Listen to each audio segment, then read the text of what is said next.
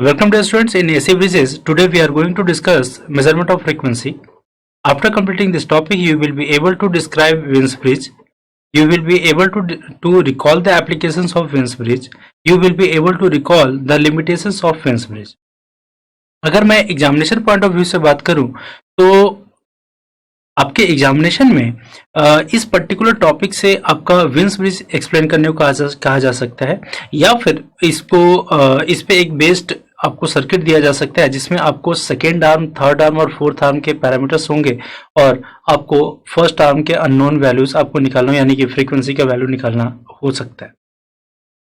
तो बेसिकली जब हम types of AC bridges discuss कर रहे थे कि आप किस पैरामीटर को मेजर करने के लिए आप कौन सा एसी ब्रिज यूज करते हो, तो वहां पे मैंने आपको बताया था कि जो विंस ब्रिज है वो आपके फ्रीक्वेंसी मेजरमेंट के लिए यूज करता है और मैंने यहाँ पे आपको एक शॉर्टकट भी बताया था कि जो W होता है वो समहाउ सिमिलर होता है आपके ओमेगा से, है ना। तो इसलिए उससे आप ये रिलेट कर सकते हो कि अगर आपने W को ओमेगा के थ्रू अगर रिप्रेजेंट करते हुए लिखते हैं तो विंस ब्रिज जो होगा वो ऑलवेज फ्रीक्वेंसी को मेजर करने के लिए आप यूज करेंगे। तो आइए देखते हैं कि आपका विंस ब्रिज कैसे फ्रीक्वेंसी मेजरमेंट करता है। तो उसके लिए स्टार्ट करते हैं अपना first learning outcome, that is Wien's bridge. तो स्टूडेंट्स अब हम यहाँ पे बात करें विंस ब्रिज की, जहाँ पे अब देखें तो अगर हमारे फर्स्ट आर्म में जो हमारा R1 और C1 है वो वैल्यू है, जो सेकंड आर्म में आपका R2 C2 पैरेलल में कनेक्टेड है और R3 और R4 सिंगल जो इम्पोर्टेंस है वो आपके थर्ड आर्म और फोर्थ आर्म में कनेक्टेड है। यहाँ पे बेसिकली हमने पहले भी डिस्कस किया हुआ है कि जो विंस ब्रिज है वो आपके फ्रीक्वेंसी मेजरमेंट के लिए यूज किया जाता है। तो अब यहाँ पे फ्रीक्वेंसी मेजरमेंट के लिए सबसे पहले तो कंडीशन वही है, क्योंकि ये भी आपका एसी ब्रिज है तो यहाँ पे भी इसके बैलेंस होने की कंडीशन यही है कि अगर आपका ब्रिज बैलेंस है तो डिटेक्टर से करंट 0 पास होगा और डिटेक्टर से अगर करंट 0 पास होगा तो हमारा जो cross arm product of the impedances है वो इक्वल हो जाएंगे, है ना। तो यहाँ पे फिर से वो जो Z1 Z2 और Z3 Z4 है उसको हम रेक्टेंगुलर फॉर्म में रिप्रेजेंट करके हम वहां से अपने एंगुलर फ्रीक्वेंसी को निकाल सकते हैं। तो सबसे पहले अगर हम बात करें तो लिखेंगे कि इफ ब्रिज इज बैलेंस्ड, तो जो Z1 है Z4 से मल्टीप्लाई होगा, जो Z2 है Z3 से मल्टीप्लाई होगा और ये दोनों इक्वल हो जाएंगे, है ना। तो यहाँ पे जो Z1 है वो R1 और C1 का सीरीज कॉम्बिनेशन है। तो अगर हम इसे रिप्रेजेंट करना चाहें तो हम इसे लिख सकते हैं R1 plus 1 upon J omega C1 into Z4। Z4 जो है वो आपका यहाँ पे R4 है, that is equal to Z2। Z2 यहाँ पे R2 और C2 का पैरेलल कॉम्बिनेशन है, तो हम लिख सकते हैं R2 upon J omega C2 upon R2 plus 1 upon J omega C2 into R3।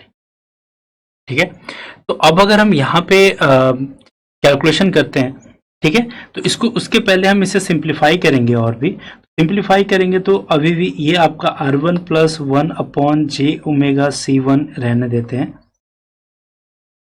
इसके साथ R4 मल्टीप्लाई करेंगे इक्वल टू, हम इसे सिंप्लीफाई करें तो हम इसे और लिख सकते हैं R2 upon J omega C2 upon 1 plus J omega R2 C2 upon J omega C2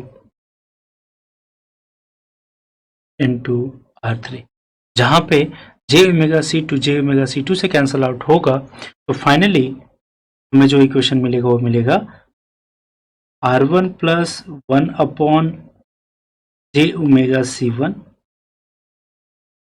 into R4 is equal to, हम इसे लिख सकते हैं R2 R3 upon 1 plus J omega R2 C2। ठीक है, तो अब हमें यहाँ पे कैलकुलेट करना है, सॉल्व करना है इसे। तो हम इसे और कैसे लिख सकते हैं, हम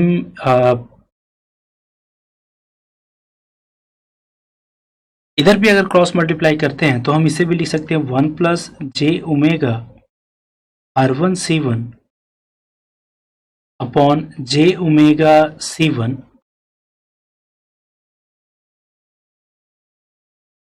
into R4 is equal to R2 R3 upon 1 plus J omega R2 C2। Cross multiply करेंगे तो फिर देखते हैं क्या आएगा हमारे पास वैल्यू। अब अगर हम इसे क्रॉस मल्टीप्लाई करते हैं तो क्रॉस मल्टीप्लिकेशन के बाद जो हमारे पास क्वेश्चन बनेगा वो होगा 1 plus J omega R1 C1 into cross multiplication, यानी कि जो राइट साइड में डिनोमिनेटर है वो इस साइड न्यूमरेटर बनेगा, उसे लिखेंगे 1 plus J omega R2 C2 into R4 is equal to J omega C1 को अगर दूसरी साइड लेके जाएंगे तो हो जाएगा जे ओमेगा R2 R3 C1। ठीक है, अब अगर इसे हम मल्टीप्लाई करते हैं तो सबसे पहले इन दोनों को मल्टीप्लाई करते हैं, लास्ट में फिर R4 से हम उसे मल्टीप्लाई कर देंगे। तो फाइनली अब यहाँ पे देखें तो 1 को 1 से मल्टीप्लाई करने पे 1 जे ओमेगा R2 C2 से मल्टीप्लाई होगा तो J omega R2 C2, then J omega R1 C1 जब आपके 1 से मल्टीप्लाई होगा तो J omega R1 C1, then J omega R1 C1 J omega R2 C2 से मल्टीप्लाई होगा तो हो जाएगा minus omega square R1 R2 C1 C2 into R4 is equal to J omega R2 R3 C1। ठीक है, अब अगर इसे फिर से हम मल्टीप्लाई करते हैं तो R4 को जब मल्टीप्लाई करेंगे तो ये हो जाएगा R4 plus J omega R1 R4 C1 plus J omega R2 R4 C2 minus omega square R1 R2 R4 C1 C2 is equal to J omega R2 R3 C1। ठीक है, तो अब अगर इस कंडीशन में देखें तो रियल टर्म को रियल टर्म के साथ और इमेजिनरी टर्म को इमेजिनरी टर्म के साथ इक्वेट करेंगे, तो हम यहाँ लिखेंगे equating real and imaginary terms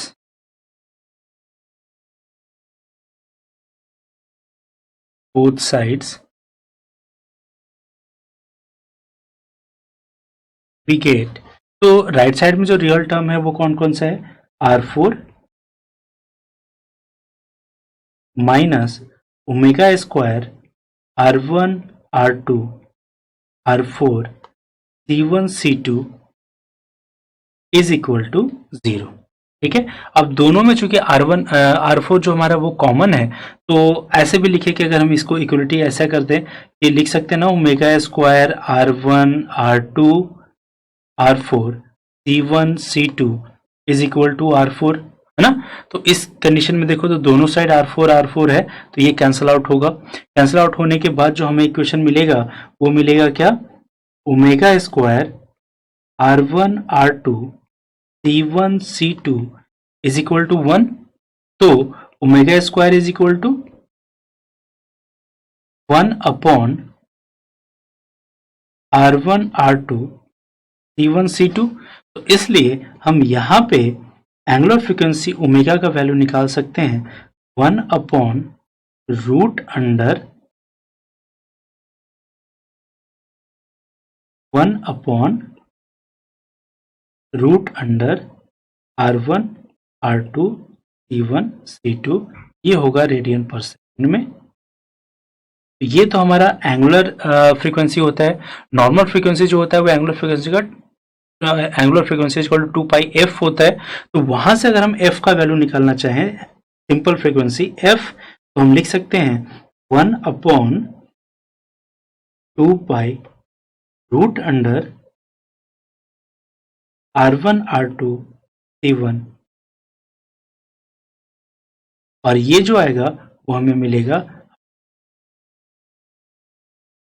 ठीक है, तो इसलिए हम बोल रहे हैं कि यहाँ पे जो आपका विंस ब्रिज है, विंस ब्रिज आप फ्रीक्वेंसी मेजरमेंट के लिए यूज करते हैं और वो सिर्फ आपके रियल टर्म को इक्वेट करने से ही आपको आपका फ्रीक्वेंसी मिल जा रहा है। है ना। अब अगर हमने इमेजिनरी टर्म को अगर इक्वल किया तो देखते क्या मिल जाता है।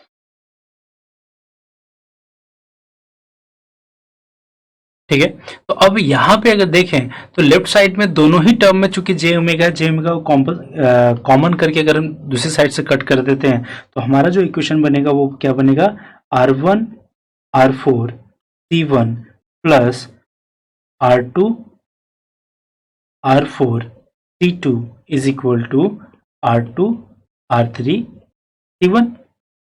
ठीक है, तो अब देखें तो दोनों ही टर्म में चूंकि आपका R4 कॉमन हो रहा है, हम यहां से क्या कर सकते हैं, R4 अगर हम कॉमन करते हैं तो हमें जो मिलेगा वो मिलेगा R1 C1 plus R2 C2 is equal to R2 R3 C1।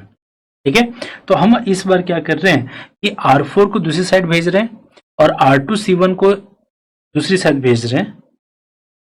तो अब हम क्या कर रहे हैं, R4 को हम इक्वलिटी के दूसरी साइड भेज रहे हैं और जो R2 और C1 है उसको इक्वलिटी के इस साइड हम ला रहे हैं। तो इस टाइम पे हम क्या कर सकते हैं, अगर हम देखें तो हम लिख सकते हैं सिंपली ना, R3 upon R4 is equal to R1 C1 plus R2 C2 upon R2 C1। ठीक है, फाइनली हम इसे लिख सकते हैं R1 C1 upon R2 C1 plus R2 C2 upon R2 C1। तो यहां पे अगर हम देखें तो यहां पे C1 और C1 कैंसिल आउट, दूसरे टर्म में R2 and R2 cancel out होगा। तो यहां से एक और रिलेशन हमें मिल सकता है कि R3 upon R4 is equal to R1 upon R2 plus C2 upon C1। यहां पे एक हम इंपॉर्टेंट पॉइंट ये डिस्कस कर सकते हैं कि सपोज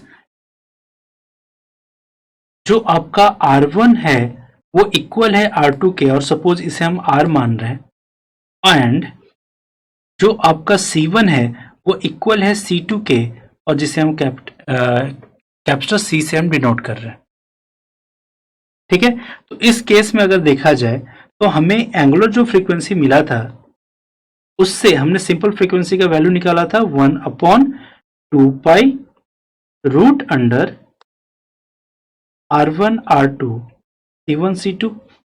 ठीक है, तो अब हम यहां पे देखें तो अगर ऊपर वाले वैल्यू को अगर हम पुट करते हैं तो 1 upon 2 pi root under R1 and R2 दोनों ही R के बराबर हैं, तो इसके लिए हम लिख सकते हैं R स्क्वायर। C1 और C2 दोनों C के बराबर हैं, तो इसके लिए लिख सकते हैं C स्क्वायर।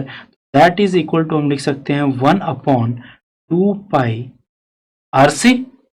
ठीक है, तो अब अगर चाहें तो यहां से हम कैपिटल C का वैल्यू निकाल सकते हैं ना, that is equal to 1 upon 2 pi RF। ठीक है, और इसलिए आपको याद हो जब हमने डिस्कस किया था कि कौन कौन से पैरामीटर आप किस किस ब्रिज से निकालोगे, तो वहां पर हमने ये डिस्कस किया था जो आपका वेन्स ब्रिज होता है वो मेजरमेंट ऑफ कैपेसिटेंस कर सकता है इन टर्म्स ऑफ फ्रीक्वेंसी, तो वो यहाँ से प्रूफ होता है। साथ ही साथ अगर इसको हम सेकेंड जो अपना रिलेशन मिला है अगर उसमें पुट करते हैं, जैसे हमें जो मिला है वो मिला है R3 upon R4 is equal to R1 upon R2 plus C2 upon C1।